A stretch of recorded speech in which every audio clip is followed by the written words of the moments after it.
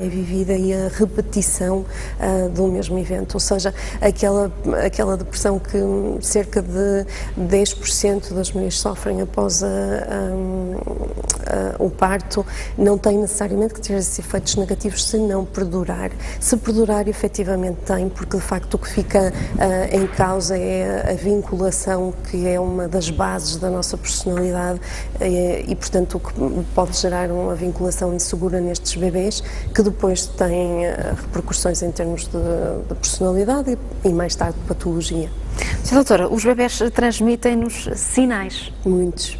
Nós é que temos alguma incapacidade para ler os sinais dos bebés, porque efetivamente sabemos muito pouco, se calhar cada vez mais sabemos mais, felizmente as neurociências têm contribuído imenso nessa área, mas a verdade é que temos tendência sempre a pensar que com os bebés eles estão bem, não têm razão para estar preocupados, nem angustiados, nem sentir tristeza e muito menos deprimir, e isso não é verdade. Mas é sem dúvida muito importante saber interpretar os sinais dos bebés, porque pode-se reconhecer estes problemas de que estamos a falar cada vez mais cedo, se soubermos interpretar os sinais. É fundamental esse ponto que aborda, porque de facto é aí que está a prevenção da saúde mental, a prevenção em termos de saúde mental das nossas populações em geral, mas dos indivíduos em particular. Quanto mais cedo nós conseguirmos pensar que os bebés estão a dar algum sinal e que esse sinal não é ao acaso, ou seja, tem uma leitura, é uma demonstração acima de tudo de sofrimento psíquico, quanto mais depressa nós conseguimos perceber o que eles estão a transmitir, mais depressa nós atuamos e, portanto, limitamos estes efeitos danosos no seu sistema, na mente, não é? No seu sistema mental.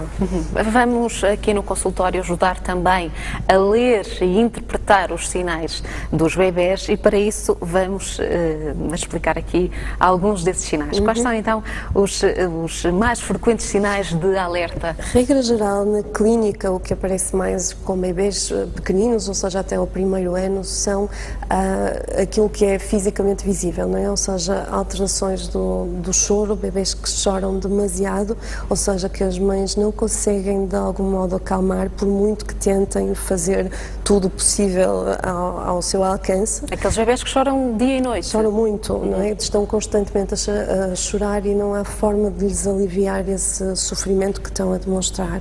Aparecem também as perturbações do sono, muito comuns, não é? Bebés que não dormem ou que dormem em demasia, porque não há que valorizar somente aqueles bebés que mostram muito, porque há bebés que de algum modo se vão desiludindo com as relações que têm e vão ficando mais apáticos, mais retraídos e, portanto, retiram-se da relação, o que é gravíssimo porque vemos isso mais tarde, por exemplo, em termos de patologias do espectro autista, não é? Que cada vez mais são fáceis de reconhecer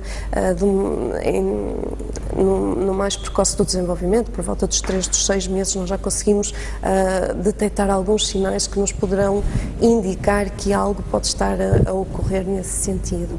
E depois a alimentação também é uma das áreas em que surgem muitos problemas, nomeadamente quando as mães começam a introduzir os sólidos na alimentação dos bebés e muitas vezes os bebés não aceitam algum tipo de alimentos, são confundidos com birras, às vezes nos colégios obrigam a que os bebés comam tudo e a verdade é que muitos destes bebés têm algo que se chama hipersensibilidade, ou seja, uma espécie de uma aversão sensorial a algum tipo de alimentos e precisam de ajuda.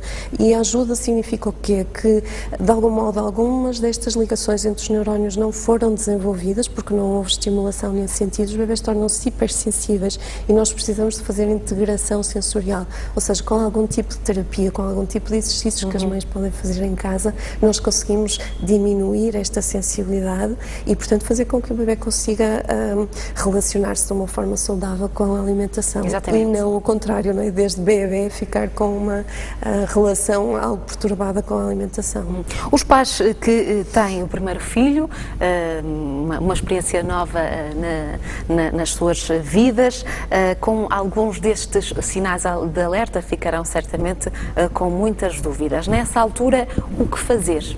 Quem procurar? É Que tipo assim, de ajuda? o que eu lhe digo é que, na minha experiência clínica, eu vejo bebês e crianças até aos 3, 4 anos que apresentam já alguns quadros instalados, ou seja, quanto mais a idade evolui, mais vamos instalando os quadros, mas felizmente eu também recebo muitos casais que querem perceber se estão a fazer as coisas da maneira certa, se devem deixar o bebê chorar ou não, por exemplo, que é uma das questões que muitas vezes trazem. Portanto, procuram no sentido de perceber se, ok, estamos em sintonia ou há algo mais que eu preciso de perceber para conseguir responder melhor a este bebê.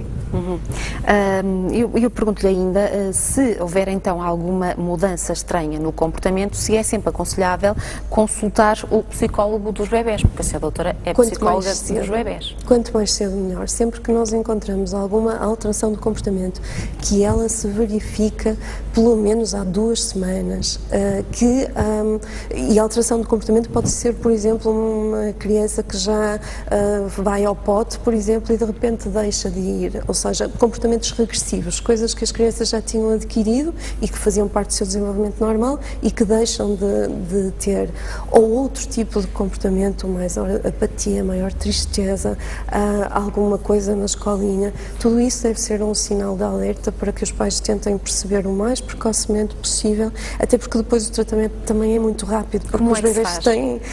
o tratamento? O tratamento é sempre com os pais, não é? Ou seja, com os bebês e os pais. O que nós fazemos são uma avaliação, uma consulta extensa acerca de como é que foi a história do bebê até ao momento, observamos a relação, a dinâmica que se estabelece entre aquela família, o pai, a mãe e o bebê, e de algum modo traduzimos aquilo que os bebês estão a tentar dizer e não estão a conseguir que sejam compreendidos, não é? E portanto, no fundo, é no sentido de algumas orientações, algumas coisas que são ditas na consulta e que por si só já fazem a mudança, mas muito em termos de orientação depois de como lidar com aquele comportamento naquela criança, não é? Porque todos são diferentes, obviamente. Muito bem, e para terminarmos a nossa conversa, doutora Clementina, peço-lhe também aqui orientações e conselhos para os pais no sentido de proporcionarem uma boa saúde mental aos seus bebés. Acima de tudo, estarem em sintonia com os seus bebés, ou seja, serem capazes de estarem dispostos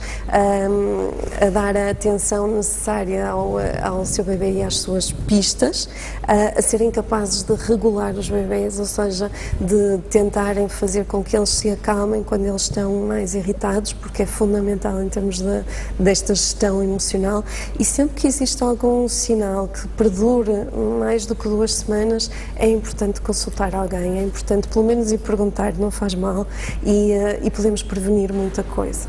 Muito bem, doutora Clementina Almeida, muito obrigada pela sua vinda até ao consultório do Porto Canal, foi um prazer tê-la aqui connosco. Obrigada. Nós